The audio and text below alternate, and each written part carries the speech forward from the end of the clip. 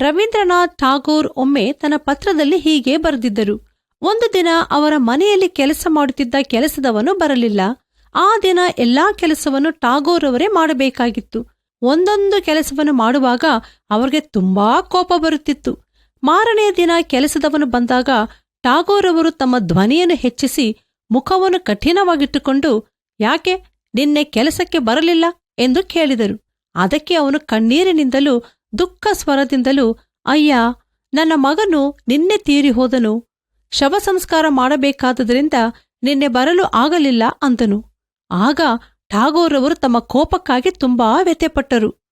ಮುಂದುವರಿಸುತ್ತಾ ತಮ್ಮ ಪತ್ರದಲ್ಲಿ ಹೀಗೆ ಬರೆಯುತ್ತಾರೆ, ನಮ್ಮ ಸುತ್ತಲೂ ನಮಗೆ ಸಹಾಯ ಮಾಡುವವರು ಎಷ್ಟು ಶೋಕದಲ್ಲಿ ಇರುತ್ತಾರೆ. ಇನ್ನು ಕೆಲವರು ತಮ್ಮ ದೇಹದ ಹಾಗೂ ಹೃದಯದ ನೋವುಗಳನ್ನು ಕಣ್ಣುಗಳಲ್ಲಿ ಕಣ್ಣೀರನ್ನಿಟ್ಟುಕೊಂಡು ಜೀವಿಸುತ್ತಿರುತ್ತಾರೆ ಎಂಬುದು ಗೊತ್ತಿಲ್ಲ. ಅನೇಕ ಸಾರಿ ನಾವು ಎಲ್ಲರೂ ನಮ್ಮ ಹಾಗೆ ಅನುಕೂಲವಾಗಿದ್ದಾರೆ ಎಂಬುದಾಗಿ ನೆನೆಸ್ತೇವೆ.